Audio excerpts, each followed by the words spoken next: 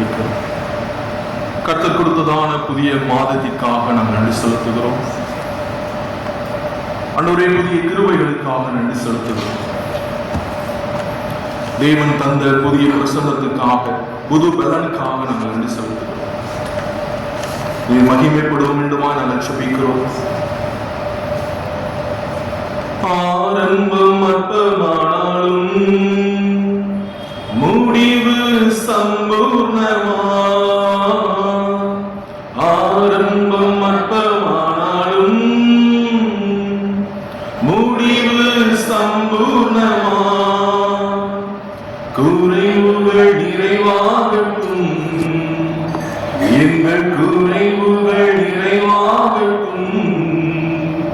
வளர்ச்சியும் செழிப்பாகட்டும், எங்கள் வளர்ச்சியும் செழிப்பாகட்டும். புது கிருபை தாரும் தேவா, புது பலனை தாரும் தேவா. புது கிருபை தாரும் தேவா, புது பலனை தாரும் தேவா. புதிய நாளுக்குள் என்னை நடக்கும், புதிய கிருபையால் என்னை நிரப்பும். புதிய மாதத்தில் என்னை நடக்கும், புதிய கிருபையால் என்னை நிரப்பும். புதிய கிருபைகளை, புதிய ஆசீர்வாதங்களை தருகிறவர், புதிய வார்த்தைகளை தந்து எங்களை ஆசீர்வதியும். இயேசு மூலம் எங்கள் சுகம் கேட்கிறோம்.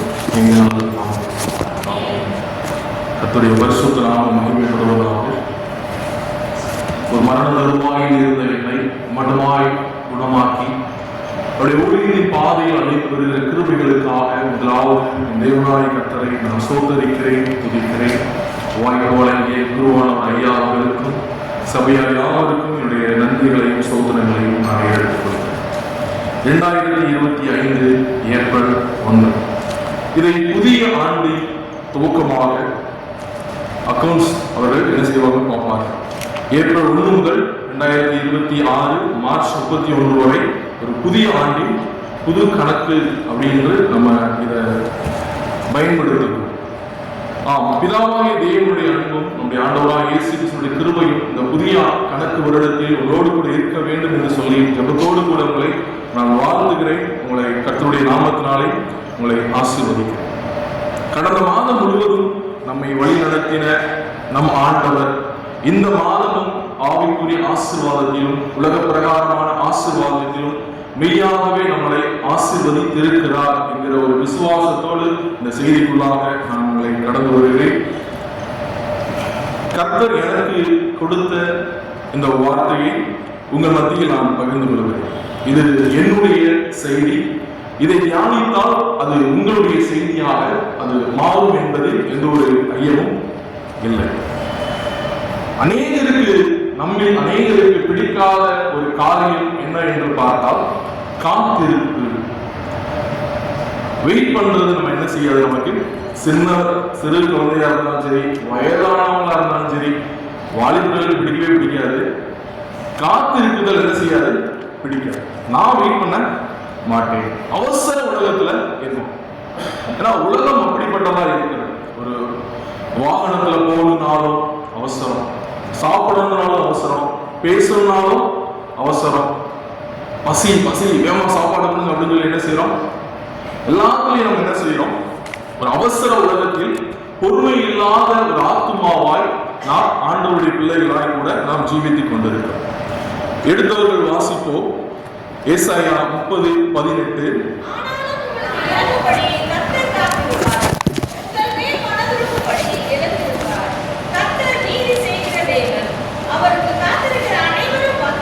ஆமென்.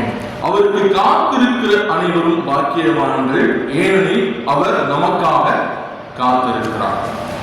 முதலாவது நான் ஒரு வார்த்தையை மாத்திரம் உங்களுக்கு சொல்லி இதை விளக்க ஆரம்பிக்கிறேன். ஆனாலும் அப்ப ஆனாலும்னாலே என்னது, முன்னாடி இருக்கிற ஒரு சில சம்பவங்களை நம்ம என்ன செய்யணும், பார்க்க வேண்டும். ஆமா, ஆண்டவருடைய கிருபையினாலே இந்த வார்த்தையை நம்முடைய குருவானர் ஐயா அவர்களும் போதகர் அம்மா அவர்களும் ஜெபித்து எனக்கு இந்த வார்த்தையை கொடுத்தார்கள். எனவே இந்த வார்த்தைக்குள்ளாக நிச்சயமாக உங்களுக்கு கர்த்தர் கிரியை செய்வார் என்று நான் விசுவாசிக்கிறேன். இங்கே யூத ஜனம் என்ன செய்து சகாயம் அடையும்படி எகிப்தை நாடி போகிறது. அங்கே நாம் வாசித்தால் 30:1 முதல் நாம் வாசித்தால் நமக்கு அங்கே தெரியும் எகிப்தின் உறவை நாடுகிற அந்த யூத ஜனம். இந்த அதிகாரம் முழுவதும், இந்த அதிகாரத்துக்கு பின்பாக வரும் அதிகாரமும் எருசலேமில் இருக்கிற சூழ்நிலைகளை பற்றி அங்கே ஏசாயா தீர்க்கதரிசி என்ன செய்கிறார்? உரைக்கிறார். அவர்களுக்கான எச்சரிப்பை உரைக்கிறவராய் இருக்கிறார். தெற்கே இஸ்ரவேல் தேசத்தின் ஜனமாகிய யூதா கர்த்தரின் வார்த்தைக்கு கீழ்ப்படிந்து தப்பிக்கொண்டது. ஆனால் எகிப்தோடு கூட்டு வைத்துக் கொண்ட வடக்கே இருக்கிற யூத ஜனம் என்ன செய்தது? அசீரியர்களால் அது பிடிப்பட்டது, சிறைப்பட்டது. 2 ராஜாக்கள் 17ஆம் அதிகாரத்துல நம்ம இதை வாசிக்கிறோம். கர்த்தருக்கு பிரியமில்லாத உறவை மேற்கொண்ட ஜனம் விழுந்து போனது, சிறைப்பட்டது. ஆனாலும் கர்த்தர் காத்திருந்தார். ஆனாலும் கர்த்தர் இரக்கம் செய்யும்படி, மனதுருக்கம் செய்யும்படி எழுந்தார். ஏனென்றால் அவர் நீதி செய்கிற தேவன். அப்படிப்பட்டவருக்கு நாம் என்ன செய்ய வேண்டும்? காத்திருக்க வேண்டும் என்று சொல்லி கர்த்தர் நம்மை அழைக்கிறார்.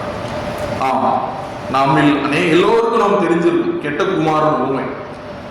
அந்த கெட்ட குமாரனை குறித்து தகப்பன் என்ன நினைத்தார்? ஒரு நாள் என் குமாரன் வருவான் என்று எதிர்பார்த்தார், விசுவாசித்தார். ஆனால் சகோதரன் எதிர்பார்த்தாரா? எதிர்பார்க்கவில்லை. தகப்பனார் தூரத்தில் வரும்போதே போய் அனைத்து பாதரட்சைகளையும் மோதிரத்தையும் விருந்தையும் ஆயத்தம் பண்ணி மிக மகிழ்ச்சியாக சந்தோஷமாக தன்னுடைய மகனின் வரவை அவர் கொண்டாடினார் என்று வேதம் சொல்லுகிறது. நம்முடைய பரம தகப்பனும் இப்படிப்பட்டதான அழைப்பை, அன்பை, எதிர்பார்ப்பை உடையவராய் நம் மத்தியில் காணப்படுகிறார்.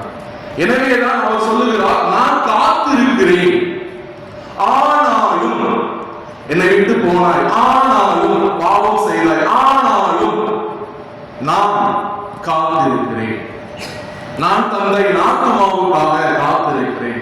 100 ஆடுகள் இருந்தது, ஒரு ஆடு தான் போச்சு, போனாலும் விடல. மெய்ப்பன் என்ன செஞ்சான்? 99 ஆடுகளை விட்டு அந்த ஒரு ஆடை போய் பிடிச்சி கூட்டு வந்ததுக்கு அப்புறம் தான் அவருக்கு சந்தோஷம் வந்தது.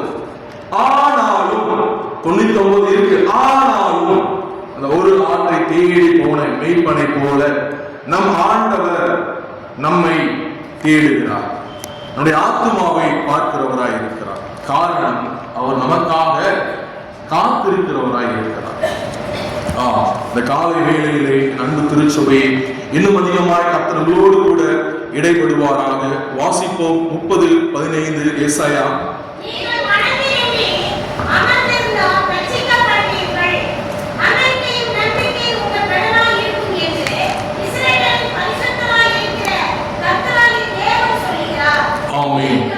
நீங்கள் மனம் திரும்பி அமர்ந்திருந்தால் ரட்சிக்கப்படுவீர்கள்.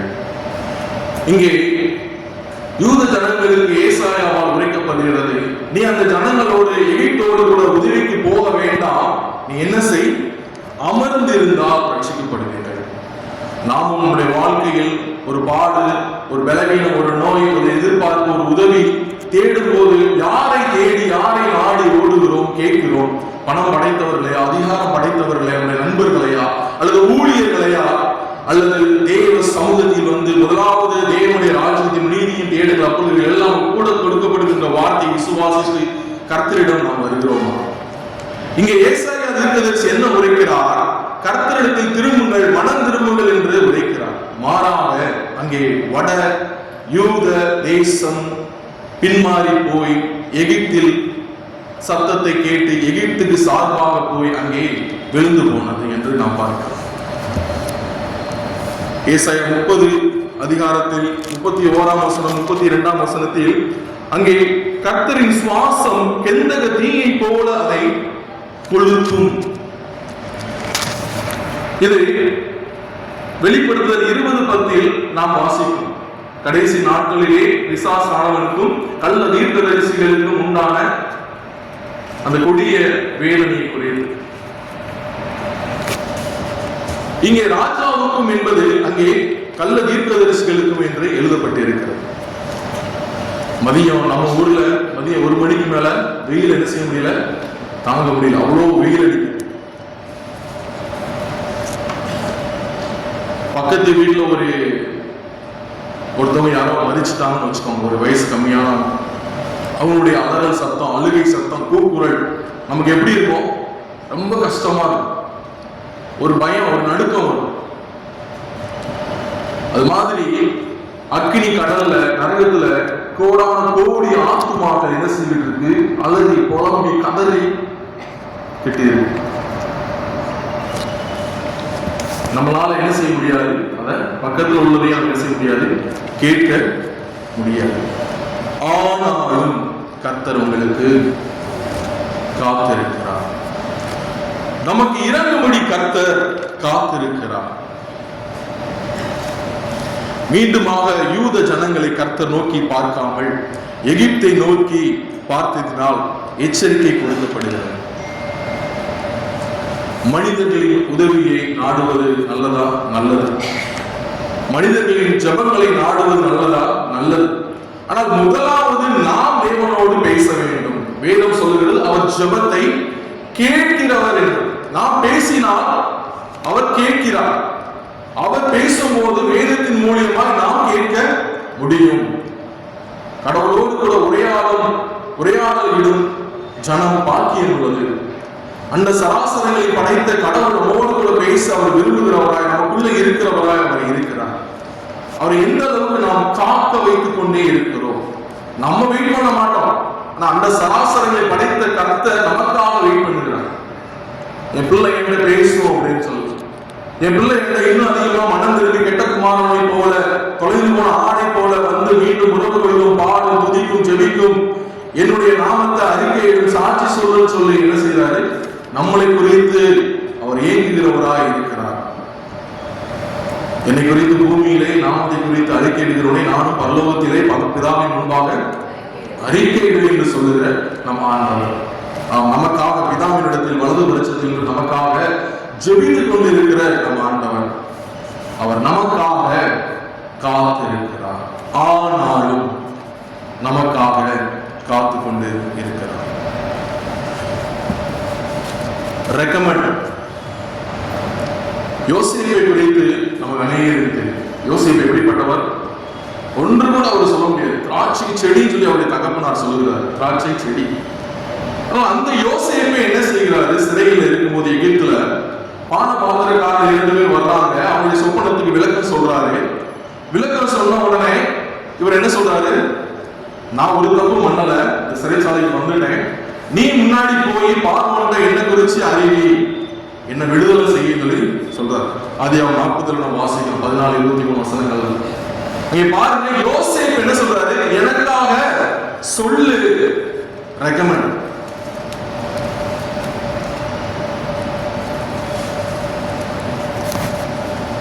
ஆனால் வேதம் சொல்லுகிறது, பானபாத்திரக்காரன் யோசேப்பை மறந்து போனான். 40:1 பாத்தீங்கன்னா 41 2 வருடம் கழித்து அப்படின்னு ஆரம்பிக்குது. நமக்கு அந்த வசனம் ரொம்ப ஈஸியா நம்ம உட்கார்ந்து வாசிக்கிறோம். அந்த 2 வருஷம் அந்த ஜெயில தாகம், வெயில், கொடுமை எல்லாம் எவ்வளவு கஷ்டப்பட்டு இருப்பாரு யோசேப்பு. 2 வருஷம் கழிச்சு பார்வோனுக்கு சொப்பனம் வருது. அந்த விளக்கம் வராதாய் முடியல. சிறையில் இருக்கிற யோசேப்பு அப்புறம் பானபாத்திரக்காரனுக்கு நினைவு வருது, கர்த்தரால் வருது. அல்லேலூயா. ஏற்ற நேரத்தில் வந்து பார்வோன் அங்கே யோசேப்பை கொண்டு வந்து சொப்பனத்துக்கு, ஒருவராலும் சொல்லக்கூடாத சொப்பனத்துக்கு விளக்கம் அளித்து அங்கே உயர்த்தப்படுகிறான். யோசேப்பு உயர்த்தப்படுகிறான். ஏற்ற வேலை. அந்த யோசேப்பு தான் டாக்ஸ் முதல்ல போட, வயலுக்கு டாக்ஸ். இப்ப நம்ம அந்த மாசம் என்ன கட்ட போறோம்? டாக்ஸ் கட்ட போறோம். புதுசா கணக்கு எழுத போறோம். வரிக்கான கணக்கை எழுதி முதல்ல ஆரம்பிச்சு வச்சது யாரு? அந்த யோசேப்பு. யோசேப்பு அவர் சிபாரிசை தேடினார். ஆனால் அந்த சிபாரிசு எடுபடவில்லை. கர்த்தர் நினைத்த நாளிலே யோசேப்பை உயர்த்தினார். நாம் யாரை முதலில் வைக்கிறோம்? யாரை தேடி போகிறோம்? நம்முடைய காரியங்களை, நண்பர்களையா, அல்லது படைத்தவரையா? படைத்தவரை நோக்கி பார்க்கும்போது நிச்சயமாய் அவர் ஏற்ற நேரத்தில் காலத்தில் நம்மை உயர்த்த அவர் வல்லமை உள்ளவராக இருக்கிறார். அவர் சக்தி உள்ளவராக இருக்கிறார். கர்த்தரை தேடுகிறவர்களுக்கோ ஒரு நன்மையும் குறைவுபடாது என்று வேதம் சொல்லுகிறது. ஒரு ரகசியத்தை உங்களுக்கு நான் சொல்லுகிறேன். நிபந்தனைகள், மனிதர்கள் நம்மை ஆசீர்வதிக்க நிபந்தனைகளுடைய எதிர்பார்ப்புகள் உண்டு. ஏதோ ஒரு காரியம் உண்டு. மனிதர்கள் நினைத்தால் அவர்கள் முடிந்தாலும் உயர்த்துவார்கள். ஆனால் கர்த்தர் உயர்த்துகிற உயர்வு, கர்த்தர் ஆசீர்வதிக்கிற ஆசீர்வாதம், அது எல்லா ஜனங்களையும் அண்ணாந்து பார்க்கும் அளவு யோசேப்பின் உயர்வை விட அவர் நம்மளை ஆசீர்வதிக்க உயர்த்த வல்லமை உள்ளவராக இருக்கிறார். அல்லேலூயா. அதுக்கு நாம் என்ன செய்ய வேண்டும்? காத்திருக்க வேண்டும். ஆனாலும் கர்த்தர் காத்திருக்கிறார், நம்மளும் என்ன செய்யணும்?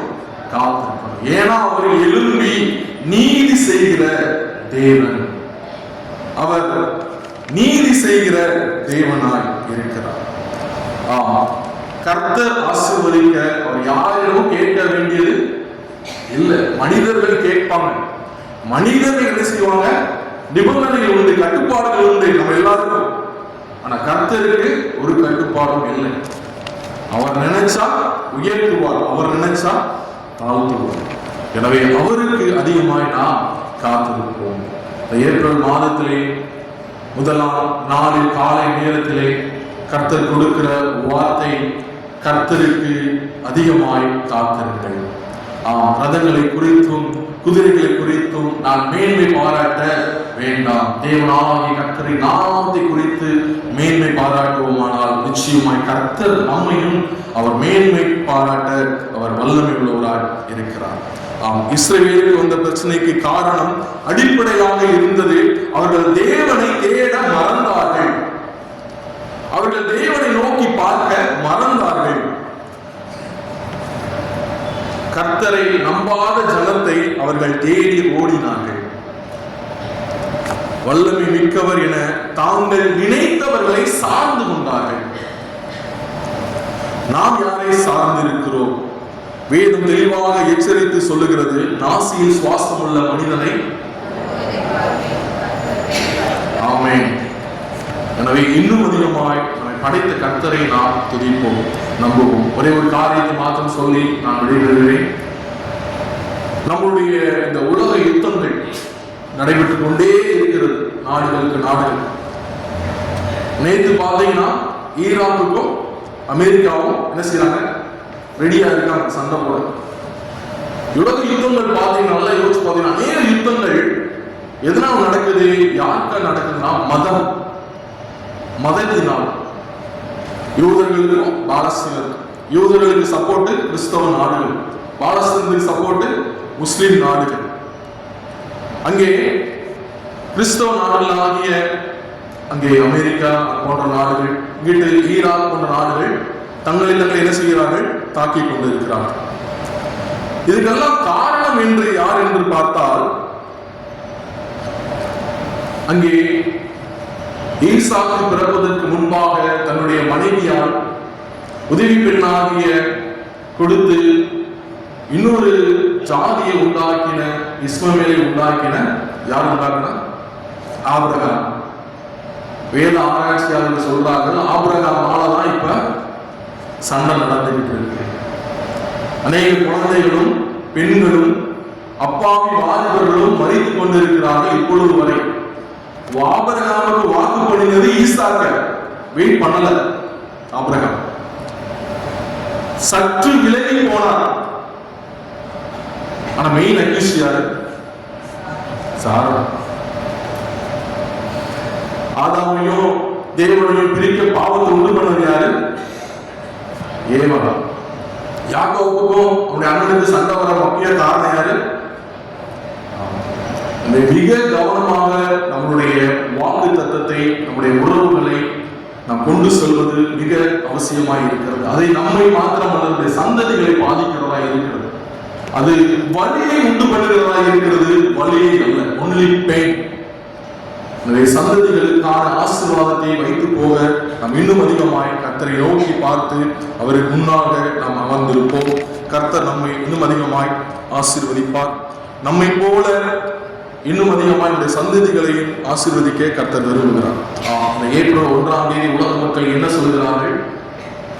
முட்டாள்கள் தினம் என்று சொல்லுகிறார்கள். நாம் இன்னும் எல்லாவற்றையும் அறிந்தவர்களாக இருந்து நாம் மீண்டும் மனம் திரும்பாமல் கர்த்தர் நமக்காக காத்து கொண்டே இருப்பாரானால் நாமும் கூட இந்த ஏப்ரல் 1ஆக வாய்ப்பு இருக்கிறது. எனவே தெளிந்த புத்தி உள்ளவர்களாக இருப்போம், வஞ்சிக்காதபடி இருப்போம், விழித்திருப்போம், ஜெபித்திருப்போம், கர்த்தருக்கு காத்திருப்போம். கர்த்தர் நமக்காக காத்திருக்கிறார். பயப்படாதிருப்போம், நடுங்காமல் இருப்போம். யாக்கோபு நடுங்கிடுவானோ, யாக்கோபின் தேவன் துணையே, அமெரிக்கை வாழ்க்கை அலைப்போம், ஆண்டவர் மார்பில் சுகிப்போம், பதறாத வாழ்வும் சிதறாத மனமும் பரிசாக தேவன் அருள்வார். பதறாத வாழ்வும் சிதறாத மனமும் பரிசாக தேவன் அருள்வார். ஆனந்த ஒலி ஒளி கேட்கும், ஆடல் பாடல் சத்தம் தொனிக்கும், ஆகாய விண்மீனாய் அவஜனம் பெருகும், ஆண்டவர் வாக்கு பலிக்கும். ஆகாய விண்மீனாய் அவஜனம் பெருகும், ஆண்டவர் வாக்கு பலிக்கும். நம் ஆண்டவர் வாக்கு பலிக்கும். நம் ஆண்டவர் வாக்கு தத்தங்கள் பலிக்கும். ஏப்ரல் மாதத்தில் நமக்கான வாக்கு தத்தம், அந்த வார்த்தையானது கர்த்தர் நமக்காக காத்திருக்கிறார், கர்த்தர் நமக்காக எழுந்திருக்கிறார். நாம் அவருக்காக காத்திருந்தால் நாம் பாக்கியவான்களாக பாக்கியவர்களாக இருப்பதில் எந்த ஐயமும் இல்லை. காரணம் அவர் நீதி செய்கிற தேவனாக இருக்கிறார். கர்த்தர் உங்களையும் சந்ததிகளையும் இன்னும் அதிகமாக ஆசீர்வதிப்பாராக. ஆமென்.